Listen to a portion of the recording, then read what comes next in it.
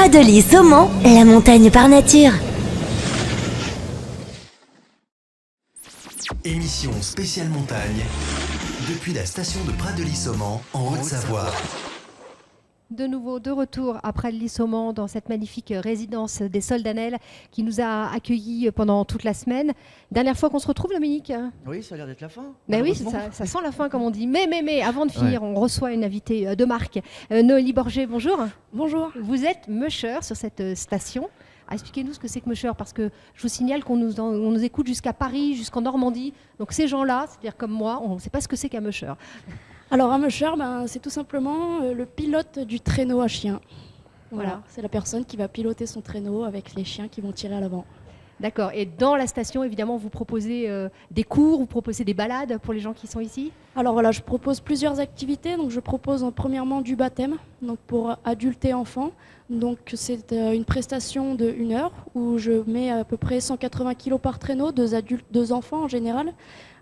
J'ai 10 à 15 minutes de présentation des chiens et 45 minutes de balade, voilà, où on découvre un petit peu l'arrière du Pradelis dans les forêts et dans cet espace très enneigé en ce moment. Voilà, ouais. Exactement. Ouais. Et je fais aussi du baby traîneau tous les mercredis pour les enfants de 3 à 7 ans. Donc c'est une activité, voilà, ça fait 4 ans qu'on a conçu cette activité. On apprend aux enfants à piloter leur propre traîneau.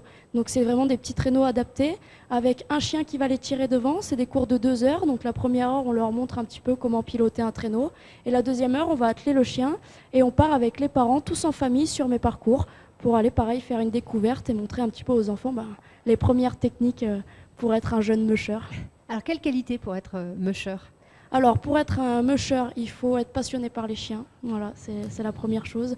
Pour créer cette complicité avec eux, il faut aimer la montagne, il faut aimer le froid, il faut aimer la neige et il faut aimer le sport parce qu'on a tendance à croire que le chien de traîneau, on se fait balader, mais réellement, le chien de traîneau, c'est un sport extrême. Et il faut des années et des années pour arriver à une entente parfaite entre les ordres, entre guillemets, que vous leur donnez et ce qu'ils font, c'est ça ? Voilà, le plus dur, ce ne sera pas d'apprendre à piloter un traîneau, mais le plus dur, ce sera de créer cette cohésion avec ces chiens, de créer un rapport avec les chiens pour qu'il y ait une meilleure entente possible, parce que quand on se retrouve avec 10 chiens devant un traîneau, de temps en temps, il peut y avoir des accrochages. Si on ne fait pas les choses correctement, c'est des chiens qui ne seront pas forcément heureux.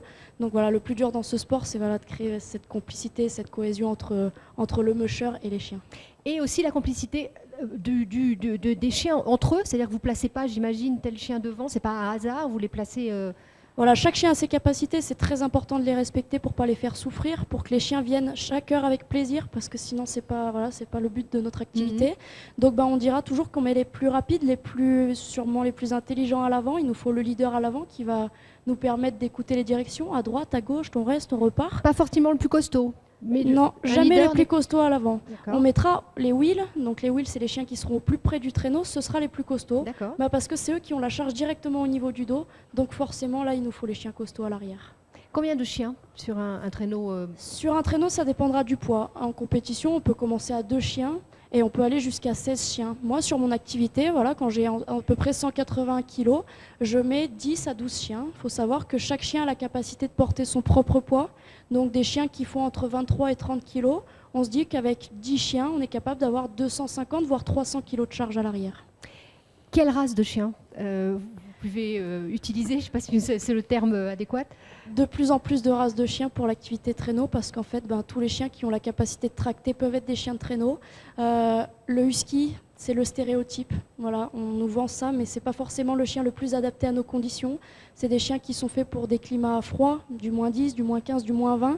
Donc nous, on utilisera maintenant un petit peu du pointer, du braque, du type chien de chasse, des chiens qui sont capables de faire 80, 100 km sans trop se fatiguer et dans des dénivelés comme on a ici, qui sont quand même des dénivelés très pentus, ça monte, ça descend, on a des virages dans tous les sens.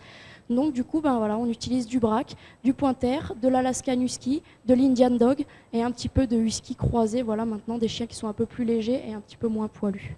Donc il y a une partie de vos activités, une partie de votre journée qui est justement pas sur le traîneau, pas sur la neige, mais de vous occuper de vos chiens. Tout à fait. Voilà, je passe une grande partie avec mes loulous. Moi, comme je dis souvent aux gens, c'est mes enfants. Je vis tous les jours avec eux, tous les jours de l'année. Il faut les nourrir, il faut les soigner. Donc à un moment donné, voilà, il faut leur donner autant d'amour qu'on pourrait donner à un humain, hein. Donc du coup, il n'y a pas juste l'activité traîneau, parce que le traîneau, c'est pas toute l'année non plus. Oui. On n'a pas de la neige toute l'année, donc le reste de l'année, il faut aussi s'en occuper, leur trouver des activités pour les occuper. Donc voilà, les chiens, c'est tous les jours et c'est H24. Dominique ? Oui, tu nous disais l'an dernier que tu allais chercher même des chiens à la SPA. Est-ce qu'un chien peut être prédestiné à être un chien de traîneau ou il faut un minimum d'éducation? Est-ce que déjà il y a un langage chien? Est-ce que toi tu parles le chien? Alors, je ne parle pas le chien. Par contre, le chien travaille beaucoup par mimétisme. Donc, quand on récupère un chien qui n'a jamais fait ça, au début, on va le prendre en liberté avec nous, histoire qu'il regarde un petit peu les autres fonctionner. Et après, à force de regarder les autres fonctionner, quand on va commencer à le mettre à l'attelage, soit il va avoir les capacités de le faire, soit ce ne sera pas un chien fait pour ça. Ça, voilà, on peut pas le savoir d'avance. Mais moi, en général, les chiens, quand ils comprennent que c'est pour du jeu et que ce n'est pas une corvée, il y a rarement de soucis pour la mise à l'attelage. Tout petit et ton rêve c'est d'avoir un élevage, de pouvoir en fait avoir tes propres chiens à toi? Alors moi j'en ai récupéré des chiens qui avaient déjà 3 ans, donc leurs parents avaient déjà fait cette activité, donc déjà après c'est inné chez les chiens. Et moi j'ai fait une portée cette année, donc j'ai des chiots qui ont 7 mois, une petite portée de 6 chiots. Et là ça y est, ils ont commencé depuis une semaine, à chaque sortie je vais en prendre un avec moi en liberté pour commencer à se muscler, travailler un petit peu le cardio et regarder un petit peu ce que font les grands derrière. En tout, combien alors du coup dans votre élevage? En tout, dans mon élevage, j'ai 21 chiens. Oui, ça veut dire que tous les jours, il faut s'occuper de ces 21 chiens et comment on les entraîne alors en dehors du traîneau? Alors en dehors du traîneau, l'été c'est simple, on a des cartes, donc ça ressemble au traîneau mais avec des roues, ce qui nous permet de les entraîner sur chemin.